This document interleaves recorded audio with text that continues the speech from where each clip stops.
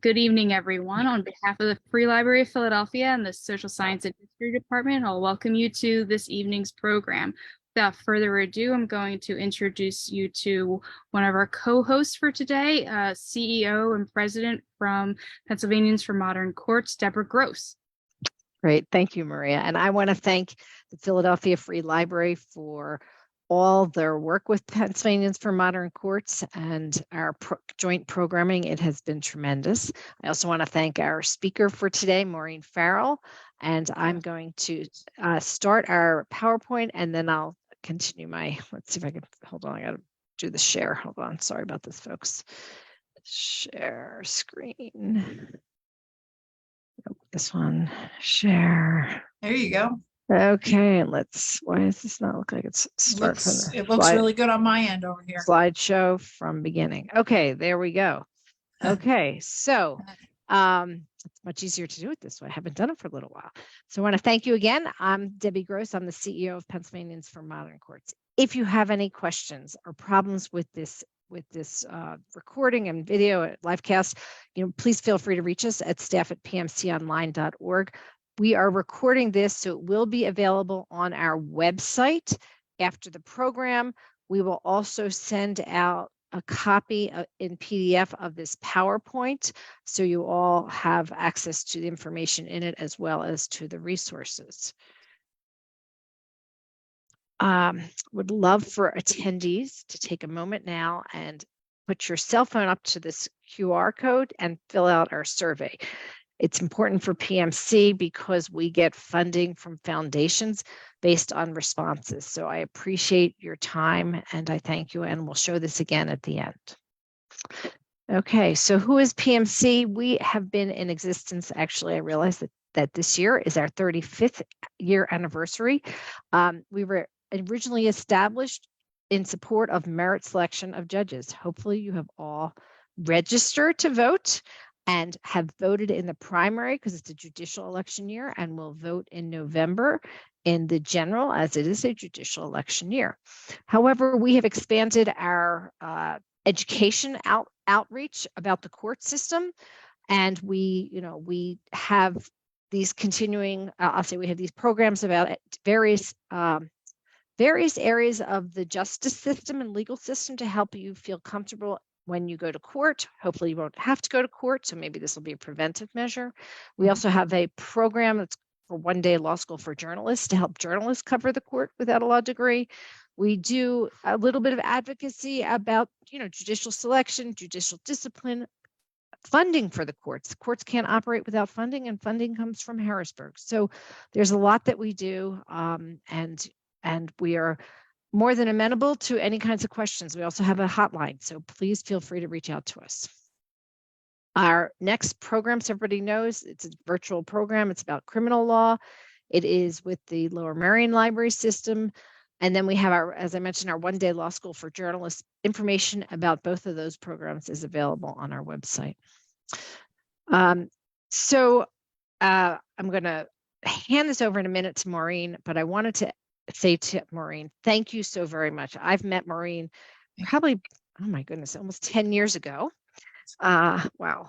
As she's an attorney in Philadelphia, but she practices outside of Philadelphia as well. She does estate planning. She's very involved with the Philadelphia Bar Association, with the probate, which is a funny term, probate, but it means estate planning, the probate section. And so she has been amazing on our programs with the library. So I'm going to pass this off to Maureen, who will give you a little bit of, this is our agenda for the evening, and we're going to try to pivot, I'll say, back and forth with the slides, but Maureen will also venture from the slides, so don't be concerned. Thanks, Maureen.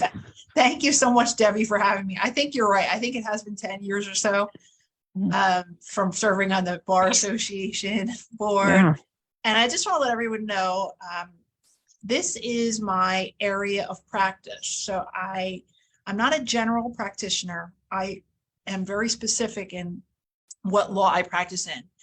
And estate and estate planning, there's so much in this area. So tonight, I encourage you also, if you'd like to take notes. I mean, I have a little notepad on my phone. if you want to grab a piece of paper, like you may have some questions. So feel free to like ask some questions. There's a chat feature. Am I correct, Deb? I just want to make sure on Zoom. If there's a chat feature, please put your comments in the chat and I will monitor it. So thank you. Exactly. So questions are good and communication is good. And I want to start about that, about communication. And that is, if we talk about an overarching theme of tonight, I know we're talking about estate planning and you want to hear about wills and power of attorney, but communicating with me, if I was your attorney or any attorney or your loved ones, people that you decide are going to make decisions for you, if you can't, it's very important. I mean, back in the day, I know my mother didn't communicate with her mother that much about like what's going to happen if I'm in a coma. And I encourage all my clients to have some open dialogue. I know it might be difficult, but I think the more dialogue you have about these important papers we're talking about, the better it is for you, and really the better it is for your family, because for your family not to know what you want, like say what, you know, your will, or if something were to happen and you couldn't speak, and what are they going to do if they don't have a healthcare power of attorney? So that is an overarching point, but I just want to start with, we're talking about 3 documents tonight. And the first one is your last will and testament. Okay. And the last will and testament only takes effect after your death. Okay. So the living will that we're going to talk about later is a different document. And that document is used when you were in a state of, they used to call it vegetative, but now they call it awake but unaware. We'll talk all about that. But so that document, the last will and testament, is only after it takes effect after you die. Your power of attorney documents we're going to talk about, one for finance and one for health. Those documents are going to be implemented when you're alive. Okay. So when clients come to me and some of them say, well, I just want my will, you know, that's all I want. We do talk about, back to that communication, these documents sort of like as a, just think of them as a total picture. Okay. Because, you know, if you do your will, you're just talking about after death. When I talk about estate planning, we're talking about like planning for life and for death. We're not just talking about like, okay, when I pass away, this is this. Okay. So think about when you like talk to your attorney about estate planning, you want to think what is important to me in terms of like, do I want to spend all my assets down and enjoy my life, or do I want to leave something for my grandchildren? Thanks, Deb. Or a charity. So the first thing we're going to talk about is that last will and testament. And your last will and testament, one of the most important points that you have to understand, that document is a contract, and that document only gives away assets that are in your own name. Okay, so let's say you have, like I have, a joint checking account with my husband, or you have a spouse or a significant other, you have a joint checking account. And so if I were to die first, that joint account would go to my spouse. So that money doesn't go through my will. But if I had an account just with my own name and I didn't have my husband's name or spouse's on that account, then that money would be distributed through my will.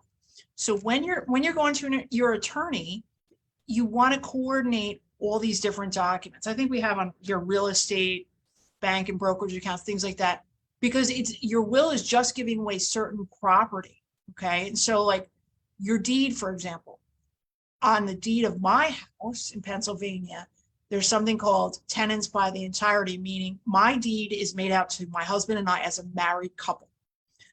And that's how that deed is drafted. But if you have a deed, goes back to what I just said before, that's only in your name, like let's say Debbie had a deed just in her name, and I didn't put anyone else on the deed, then when I die, that deed, okay, that property has to be given away through my will because there's no one on the deed to take over. So when you plan your estate, and there's a lot of confusion about this, okay, so if I have somebody on my deed, for example, if I have my spouse on my deed, when I die, the way I have it set up, he automatically gets my property. The will, if I wrote something in the will that was different than that, it doesn't matter. The deed is over the will, whatever you put on that deed, okay? So that's something you want to talk about with your attorney, like how your property is titled. Like what do you want in your properties? You want to put someone else on the deed? Do you want your property to be given away under your will? And another important fact is that life insurance, okay, is another example of when if you have life insurance, you may have there are different types of policies. There's a whole life where you can take a loan against it. There's a term. There are many different policies. But when you have a life insurance policy, you have an owner of the policy, and you have someone that after your death is going to get the proceeds of the policy. That's the beneficiary of the policy.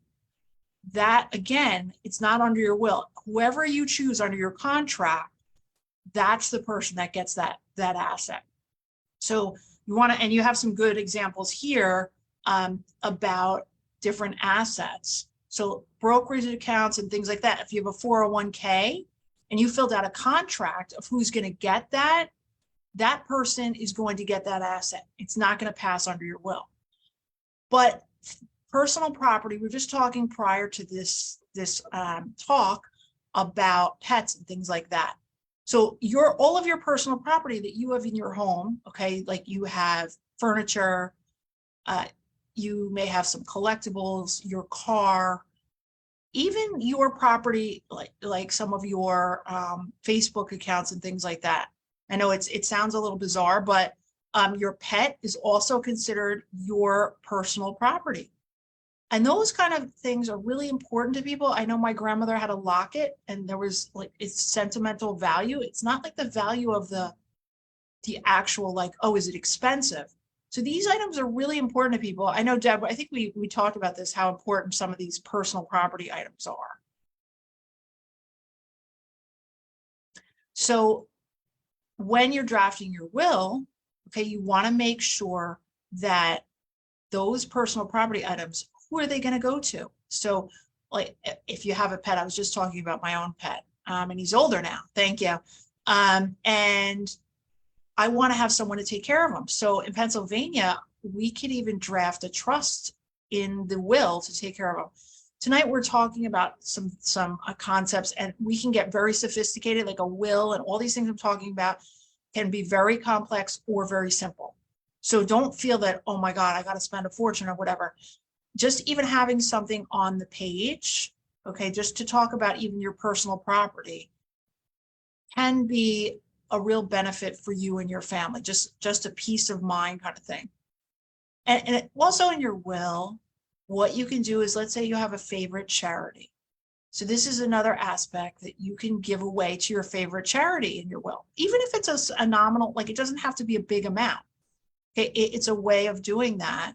And also another really interesting fact, as far as I'm concerned, years ago, I didn't draft a lot of cremations. There weren't a lot when I started practicing many years ago. Now I have a lot of clients, so things change with the law that want to be cremated.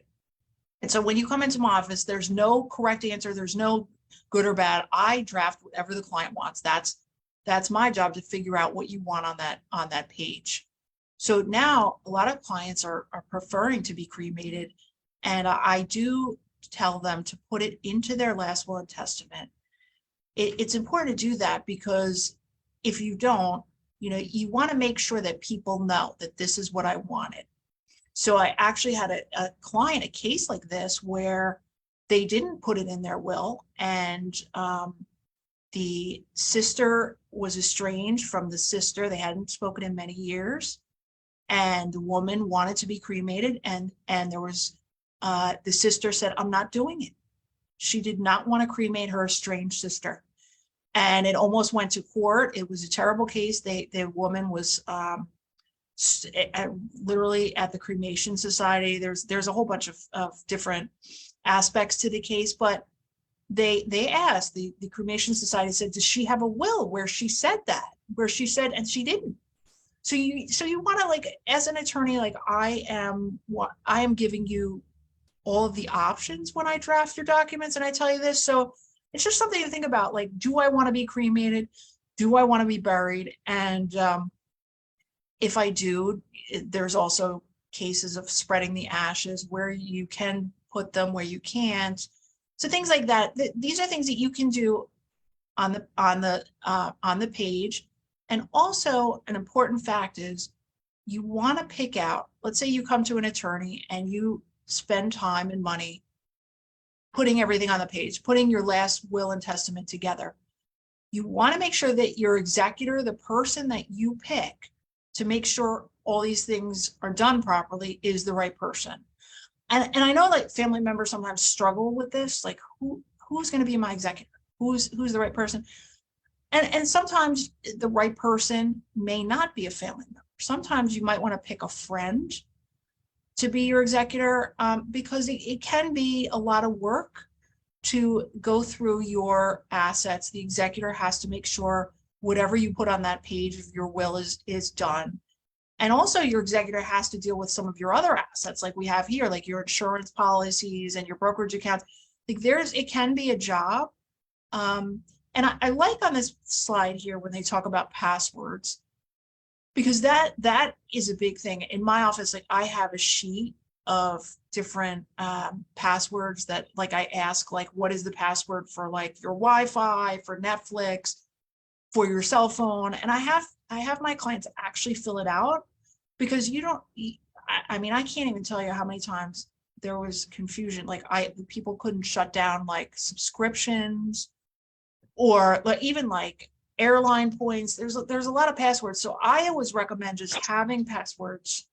Was Deb, you were going to say something? Well, I was just going to say, like if you have an Apple phone, Apple is impossible, will not give you access to a phone of a deceased person unless you know their password. It's virtually impossible. You're not going to get, So right. I definitely recommend doing that.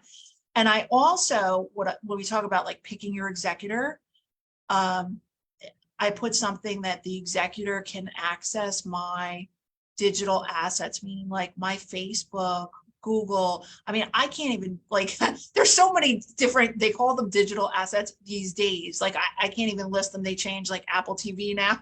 I don't know, Peacock. There's so many that you want to list, but you want to, like, when you come to an attorney, I would put that in the document, because you want to give your person, your executor, the power to do that. And years ago, they didn't have any of this. They didn't have an executor worrying about like digital, and now it's a digital world. So it's just an important thing in terms of your plan to make sure when you're doing your will too, and you've drafted it, if your life circumstances change for any reason, you're married or divorced, or your executor died, or your children are older, many different reasons people need to update your will. Sometimes you want to just even update, like take one thing out, you can do that.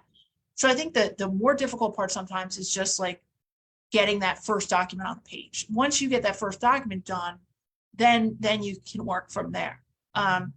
But think of also, when we're talking about all these things today, like your will, I like to think of it as like, it's my final chapter. It's just something, the way I think about it, like even when I make decisions about my healthcare, like what do I want for my final chapter? Because I know that like it's difficult to talk about my own mortality. I mean, I don't even want to talk about it, my own mortality.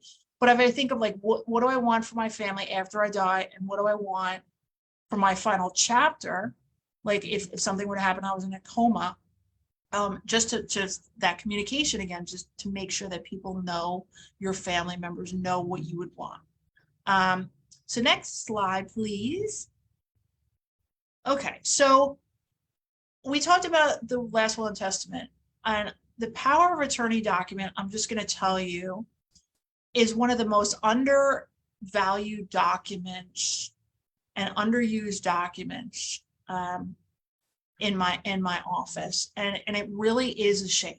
Okay, so the one thing that I want to tell all of you on this call is, if you do not have a power of attorney for yourself, now I'm just talking now about for finance, you really want to think about having one. Okay, so and the reason why is because if anything were to ever, let's just say you're young or whatever, but if anything were to happen to you, okay, and like I'm an attorney, so I'm always thinking worst case scenario, but if something were to happen and you couldn't make decisions for yourself, meaning now we're just talking about financial decisions like paying your bills, paying your mortgage, going to the bank, you need someone to make those decisions for you. Okay, so what has happened, I must get calls probably twice every 2 weeks about this. And these are the kind of calls I get. Okay, I get a mother calling up a daughter calling up my office, or a son, and they say to me, I would like you to draft a financial power of attorney. Okay, so I'll say, okay, who do you want this for? Like, who's the power of attorney? And sometimes they'll just tell me, I want this for my mother. Okay, and I'll talk to them a little bit more about, okay, why do you want this for your mother? And they'll say, because she has dementia. Okay, and she's slipping, or she's some reason that they might have had a stroke or a brain injury. And so I say to the daughter, and this is all like they want to do this, the daughter or son, to help their parent. If your mother is incapacitated, meaning she has dementia, or she can't like understand or read a power of attorney, I'm not going to be able to as the attorney, I'm not going to be able to draft it. Okay, so the reason that you want to do this now, okay, is because let's say anything were to happen where you couldn't, the attorney said, I can't draft it, the person just is not able to understand it, or the person just doesn't want to call up about a power of attorney at that point. What would actually have to happen would be some sort of guardian type of procedure where you would have to go to court, and it's very expensive. Instead of a very inexpensive $300 to $400 power of attorney, you'd have to pay over $5,000 to go to court. Okay, it could be, and if it's contested, somebody wants to be the guardian for your mother or father, more. Okay, so that's why I'm saying it's so important to think about, okay, if I want a power of attorney, I really need to like get this now. And an important fact about it too is that when somebody calls up your office, like your daughter or your son, they're not my client. Okay, so if they may have the best intentions of the world, but their mother would be the one that would have to call me up. Okay, so their mother would have to say, I would like to get my power of attorney done. And that's what's important to understand about a power of attorney, is that when they call up, the client calls up. Okay, so let's say your mother calls me up, and I would tell her to come into the office and let's talk about the power of attorney, what it is, and for you to really understand it. It's back to that whole thing about communicating with me, understanding, because the flip side of what I'm saying to you right now is the power of attorney for finance is one of the documents that literally can be a license to steal your entire fortune. Okay, so I have literally had clients that gave someone a power of attorney, made them the power of attorney, and they were going to Wawa and taking out $500 every month, okay, out of this woman's account. Okay, so the most important thing is for that client to come into my office to understand what you're going to do when you give somebody the power to deal with your accounts. Okay, so when we do any of these documents in my office, it's not just a blanket power of attorney. It's not just like, okay, here we go, hit the button and everybody gets the same power of attorney. That's not true. Anyone that comes into my office, there are very different types of powers of attorneys. There's, as this slide says, there's a limited power of attorney. But for example, a power of attorney, okay, can have what's called the gift-giving power in it. And a gift-giving power in a power of attorney is really a license to steal. Okay, now when I'm talking about a gift-giving power in a power of attorney, what I mean is your client, let's just say your mother comes in and we say, okay, who do you want if you're sick or something and you can't pay your bills, or you end up in a nursing home and you need to you need help with paying getting a spend down for Medicaid, or you need some kind of help. Who do you want your agent to be? And they say, oh, I want my daughter to be the agent. Okay. And then I start asking about your daughter a little bit. Like, what does she live locally? Does she have any obligations at home where she may be taking care of somebody, a disabled person? Does she understand what your expectations are financially? Because let's say something happens to mom, and mom's not like understanding. Mom might want to live like in a very nice posh place, okay, and have money spent on her hair. Your power of attorney has to know that. Okay, so your power of attorney has to understand what you would reasonably expect done. So like what I would expect done, right? Maybe I want my hair and nails done, okay? It might not be what someone else might want done. Okay, so it's important to communicate. A lot of times we'll have the agent come in later to talk about their responsibilities if they become that person's power of attorney, because they need to know that if you become the power of attorney and they start using it, okay, that meaning they go to the bank and they say, I am mom's power of attorney. All the documents are in order, that they have to keep track of what they've done. Okay, so a power of attorney can't just go and I'm just going to take out money like here and there. They have to keep track of a receipt. Okay, and I usually do like a little PowerPoint or a spreadsheet. Even if you write it in a little notebook, a ledger, if you become power of attorney, you have to keep track of what you've done, because if somebody says, I want to see your receipts, okay, I want to see what you've done, because you're spending mom's money. You want to be able to show receipts, because this also is the area where people get sued all the time. Okay. And so if you don't have receipts to show, you're in trouble. Okay. Even if you misplace them, I just want to say this, even if you misplace the receipt that you took out money, that's negligence. So get yourself some kind of folder or something like that. Whatever method of like safekeeping you have, it's really important. Yeah. Maureen, I tell people, if sometimes it's easier, you take a picture, put it on your phone. Yeah, that's create a folder in your pictures. Yeah, there's so many different ways of like, right. I used to always just have the one way, like, okay, here's pen and paper or whatever, but on your phone is great. Or like, I love taking a picture. And so back to that, like gift giving thing. So let's say you say in your power of attorney, like I have many people that say, I only want to give gifts to like my son and daughter. I said, that's fine. So you write that. But if you give a broad power, like gifts to anyone, then you can just have anyone getting your money. Okay. So this part of the power of attorney has to be tailored properly. Okay. And there are certain people that can give gifts, like a spouse or a kid. Other people, like if it's a friend, there are rules about that. This is a power of attorney. I could go on for a long time, but I just want everyone to understand some basics about it and how important it is.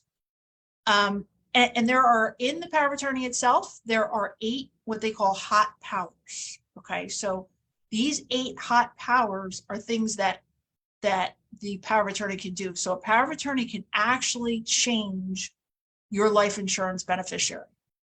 But what I mean by hot power is, when you sit down with me as the attorney, I go through these and I say, do you want that? Do you want your agent to be able to change your beneficiary form or your retirement form, or different things that they can actually do under these 8 hot powers? Because I have to actually write that. So it's important to go through each of those with your attorney and decide, do I want these?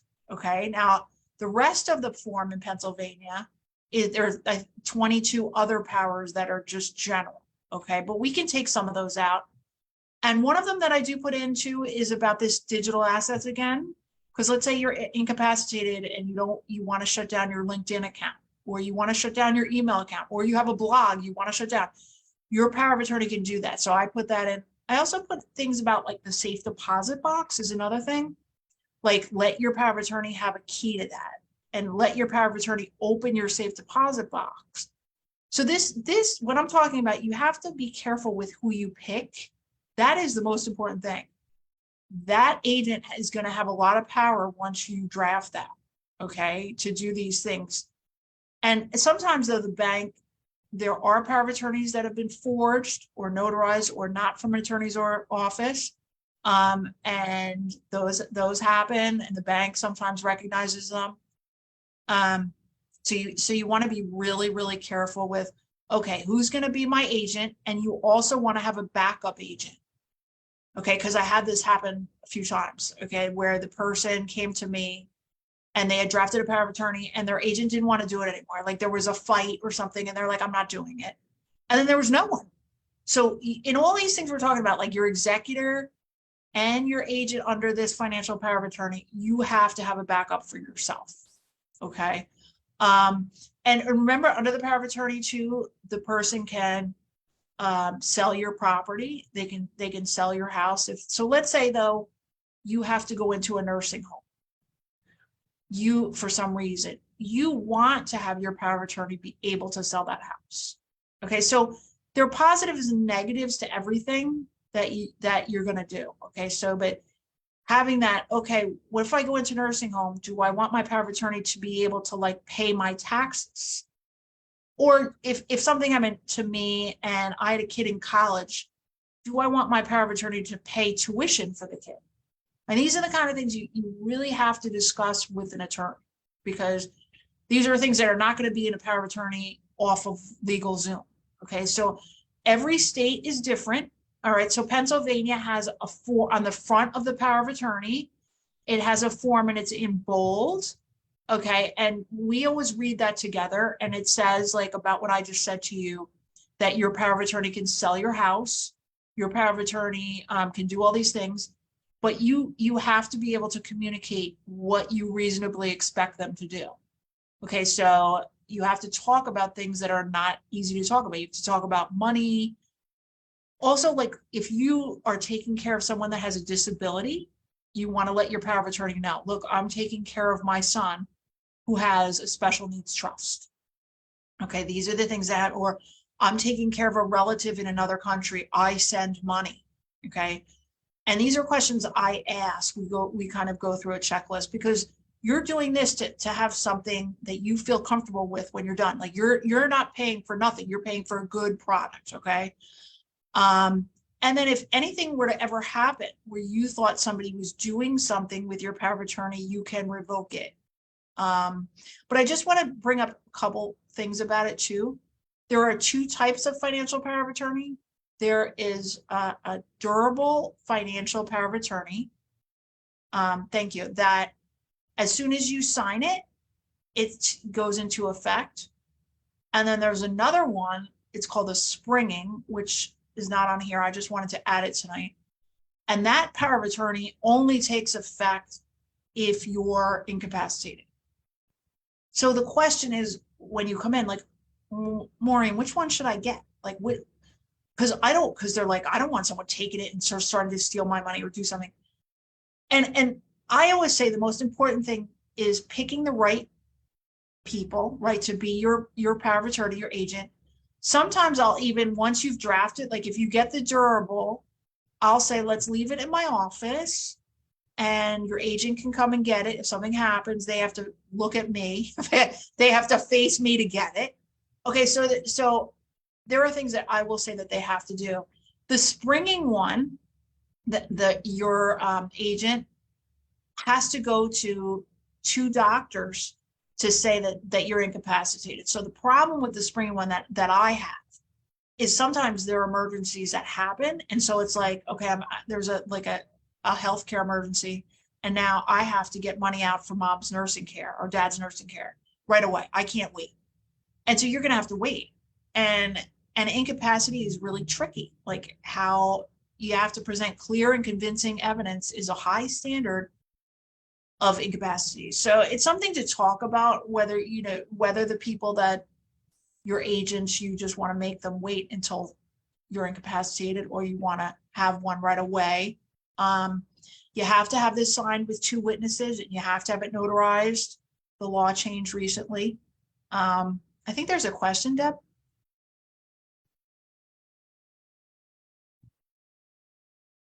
I'll just Do I still need the will if I don't have an estate? no house, no car. Can I just transfer all my Yeah, money in my bank account? it's a good question. I mean, that's what, sometimes people, you can give me a call after this, we can talk a little.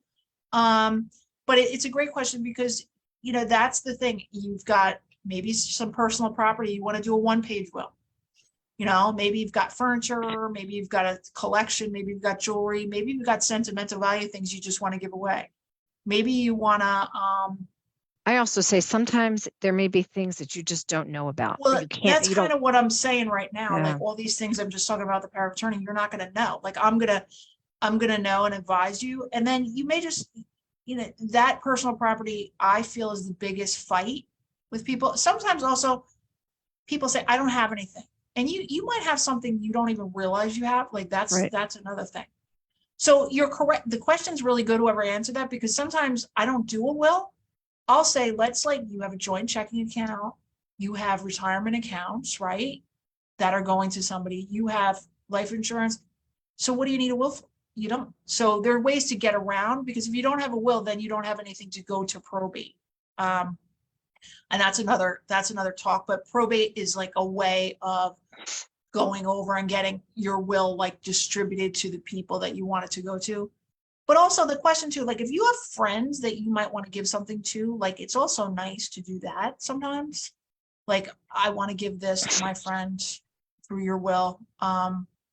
But it's a good idea sometimes though, if you don't have that much, you may even want to like start giving stuff away. I know it sounds like morbid, but maybe you don't want all this stuff.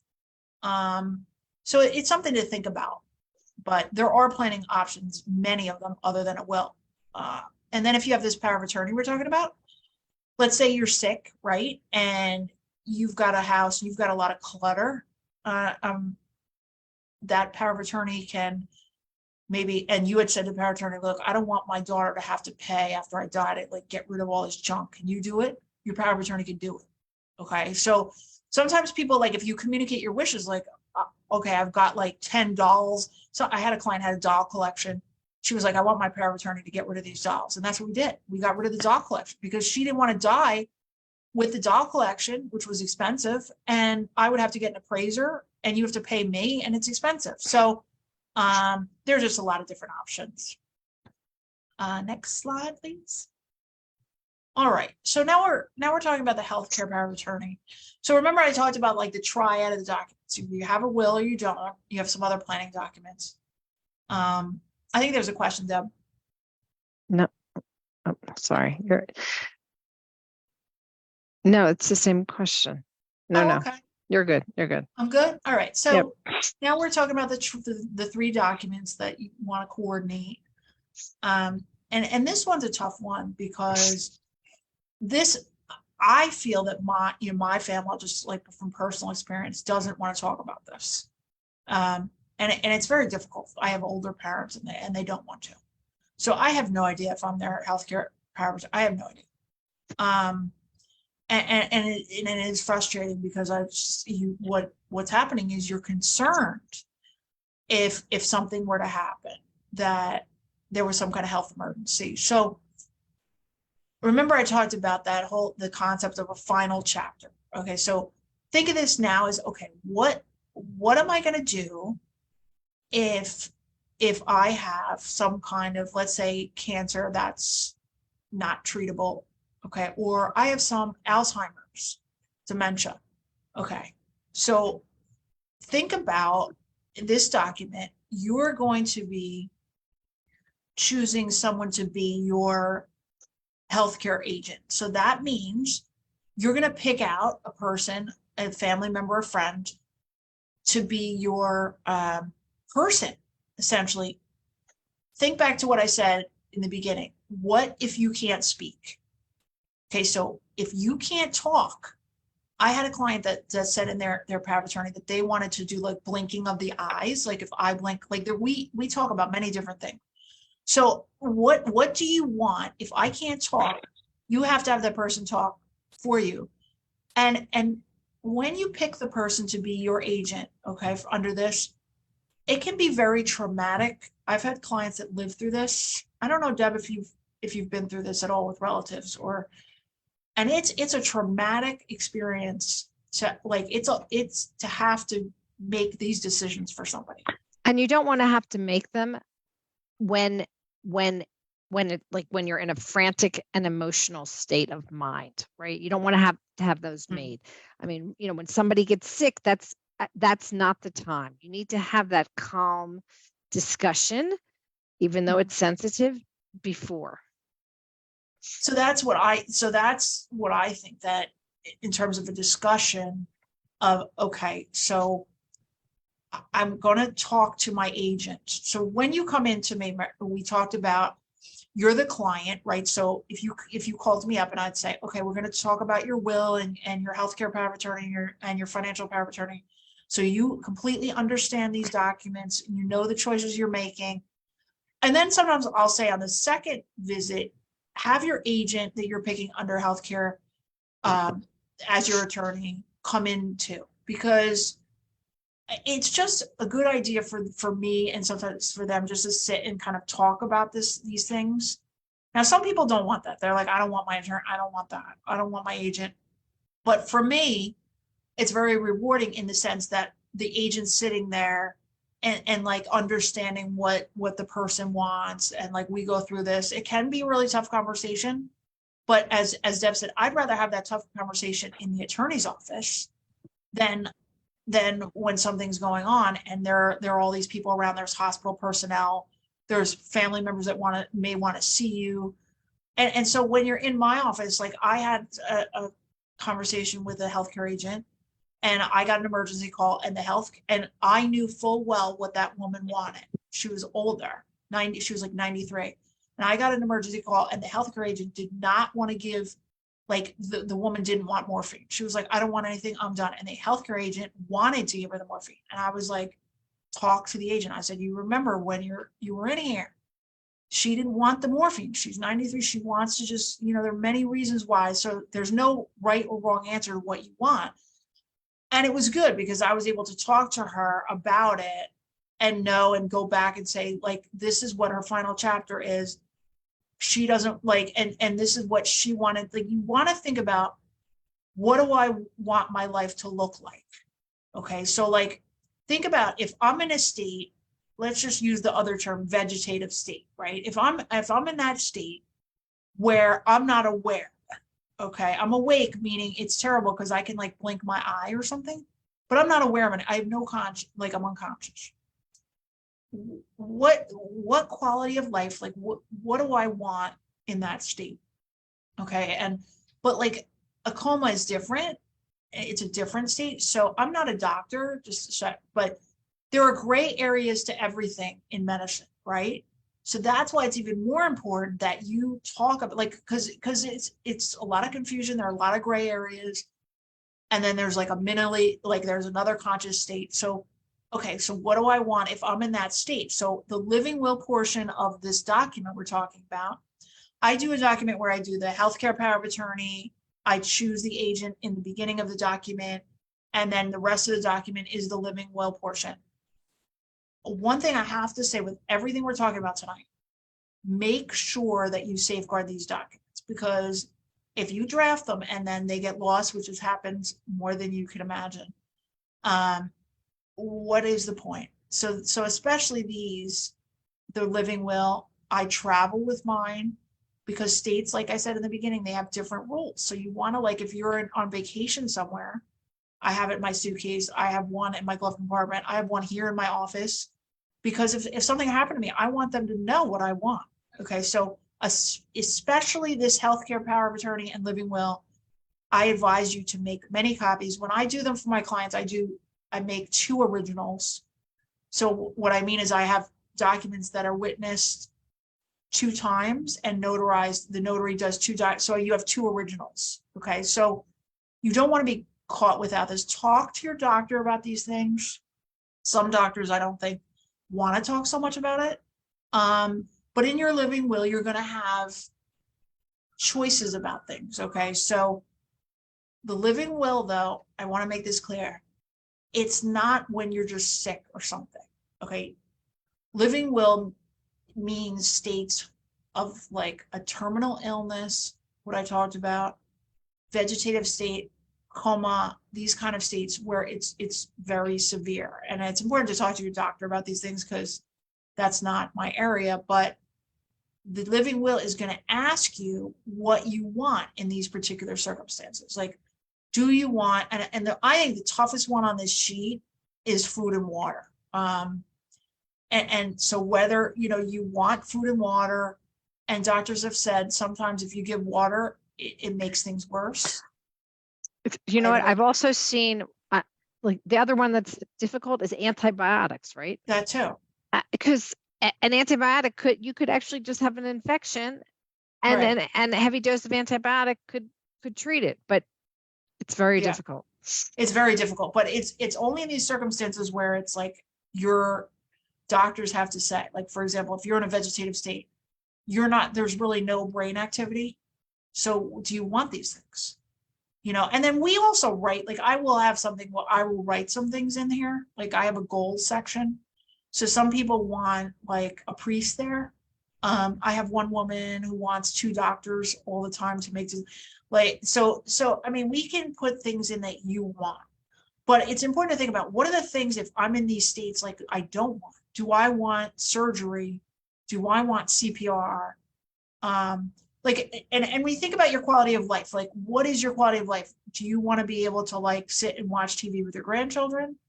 Do you want to go be active? Like, that's really the most important part. Like, what is it that you're expecting? Like, or, do you think if you're in a coma, and people do wake up from comas? I mean, so that's another thing. Like, if I'm in a coma, I don't want there to be confusion. And so we can talk about that. Like, what do you want in that case? There was a famous case, I think, Cherry Shivo, where, in New Jersey, there was arguing because she didn't have a living will, I believe, from the husband versus the parents. There have been cases where people have been kept alive forever, and then they go to court to get, I mean, it's a terrible situation. And think about also another thing people think about is like the costs. Do I want to, like, I'm going to add up some medical expenses here. And people do talk to me. They say, I don't want my family to pay all these medical. I don't want that. So that's another thing we talk about. Like, do you want to be laying in the bed? They think about, like, do I want my family members coming in to see me like this? Then other clients are like, yeah, I want them to come in. At least I'm alive somewhat. They can come in. They can say, things like that. So I just want this point across. Everyone is different, and there is no correct answer. I think I've heard of most scenarios. And another important point on this document, there's an organ donation portion. And that's important too. Okay. So we can talk about, we tailor that too. Like, some people only want to donate like certain organs. Some people want to like donate their body to science. Some people have specific places they want to donate, or some people will say, I don't care, like, if it's an emergency, give it to anyone. So that's another thing that we talk about, like, who do you want to your organs and things like that. And I know on the other slide earlier we talked about like your burial, and sort of like going in sequence in terms of like, now we have a living will and talking about that. Burial instructions generally in your will a lot of times aren't followed because you're probating your will later. But I have a lot of clients that will actually like go and get their burial, get grave marker, get different things done during life because they can figure out what they want to pay, or they'll get a life insurance policy for the amount, because it's just an easier, like, okay, if I get a life insurance policy for, let's just say, I don't know, 15,000, and I tell my son, this is for my funeral, it's all set aside. And it goes back to, again, like, or if I go to the funeral parlor and I tell them I want this service, I want this, and I prepay, and then that's the number that I'm going to pay, it's not going to go up, right? Then you're taking the pressure off grieving family members. So I think tonight, like, really what I'm talking about, all this stuff is like, how can I, first of all, I want to live the life I want to live. So if I want to spend my money, I want to tell my power of attorney, I want you to spend my money. And I don't even care if anything's left for anyone. I want to enjoy my last days. I want to be in Florida. I don't care. My kids have enough money. They're this. I don't need, or the other person. I don't want that. I want my grandchild to have a trust fund. I want her to be able to pay for like a home. I want to do that. So it's really about, when I talked about in the beginning, like, this isn't just death planning. This is like, what do you, the most important thing to me is when that client comes in the door, what do they want? Okay. So do they want a living will and they want nothing? They're like, when I go and I'm a vegetable, I don't want any CPR. I don't want any this. I want my healthcare agent to do it no matter what. And so then if the agent comes in, we're going to talk about scenarios where the nurses, it's hard. It could be hard, but that's what the person wants. So when you're also thinking about who are the people I'm going to choose, different people are better at different things, right? Like I say, some people are like the compassionate, they're very good with children. They're great at that. And they would be great, like guardians for your children. And other people are great. They're whizzes with finances. They're great in emergency situations. They could be local also. Like, that's another thing. I know with your healthcare agent, there's no perfect person. But sometimes it's better to sort of pick. We talk about that, like if somebody's local versus non-local. Now there's so much digital communication anyway. But I mean, these are all important. Like if I pick somebody and they break down and they can't, you also always want to have that backup person, because let's just say in your healthcare, it's an emergency, you're in an ambulance, and for some reason you can't reach your agent. You want to have someone else that they can reach. And you want to make sure that contact information on that form is up to date. Okay. You don't want to have like an old cell phone number or old email, because they will call the cell phone. So it's important to have all of that together. And the same thing, like with the power of attorney. So let's say, you've got an emergency and you've got to go to the bank and you've got to do so, or your insurance card, something happened. I don't know what. You've got to be able to say, okay, well, these people have got to be able to do it for you. And so you have that backup person. It's always just in case the person, I've had this happen where they can't do it. They don't want to do it. I just put in my documents, for whatever reason, doesn't matter the reason, because we don't want them to have to give a reason why they can't do it. We just, for whatever reason, then you have that other person. And we talk about, sometimes people pick friends. Sometimes you can pick, like for these, you can pick a financial advisor sometimes. It doesn't, these people that you're picking for these positions don't have to be family members. Okay. They can be other people, because unfortunately family members a lot of times are the ones that there's a lot of theft. And I hate to say it, but especially under that power of attorney with families. So I want to just wrap. I know we're running short on time and questions, but just the most important thing in the HIPAA authorization is so that's important in the sense that in that healthcare power of attorney, HIPAA is, when you pick your agent, you're also going to pick who's going to get your medical records. So this is what the HIPAA authorizations, Health Insurance and Portability Act, enables the person to get. Whoever you pick as your healthcare agent will be able to get your medical records. And there are definitely family members that will want your medical records sometimes. So you really, with this, you want to make sure, okay, who are the people that I trust that can get my medical records? And the hospital, another question that I've been asked is, should I have like co-agents, just to go over that? Like, should I have two people? I can't decide. Should I have my son and daughter? Or should I have my two friends? I don't recommend co-agents. Okay, because you're going to have to, you're going to have to make a quick decision a lot of times. Well, let's say you can't get in touch with one of them, or they disagree. Okay, and I can put something in your document like they can act alone. But let's say they act alone and then the person goes, well, I was there and you just ignored me and you didn't have to act alone. So I don't recommend co-agents for any of these positions, because I think you've got to pick one person first, primary, and then a backup for each of them. Because co-agents just is too much fighting. I found, and too much indecision, and then sometimes nothing gets done. You know what I And mean? Maureen, you're using the term backup, right? But this is like a basic little form that I've seen Right. that hospitals give out, for example. So Yeah, another word for backup is this alternative. Just so exactly. everybody Thank you, knows. Deb. Yeah. Backup alternative. And one other thing too, like your doctor can't be your healthcare agent. I know some people, like your medical provider can't be, like, but if you have a doctor in the family, they can. But like your actual primary care physician can't be. And really, in the end of all this, like you don't want to be in a position where you don't have anybody. Okay, there is something called the Healthcare Representative Act where they do look to certain people, but most people don't know about that. So they have to call the attorney, and I tell them, well, there is this act, but you don't want that. Okay, you want this all to be prepared because we don't know what's going to happen. And I know that there is a statistic about over 65, a certain amount of people end up, and it's very high in sort of nursing home care and things like that. And I'm not saying right away, but it is possible that you could end up in some kind of situation where you're going to need these things. But most importantly, I want everyone to think about their own situation. And these are some of the resources, if we could just skip back to that page, real. Yeah, exactly, that I use with my clients, and feel free to like hit these links. Sort of like a nice way to start like talking about things, and these workbooks and things.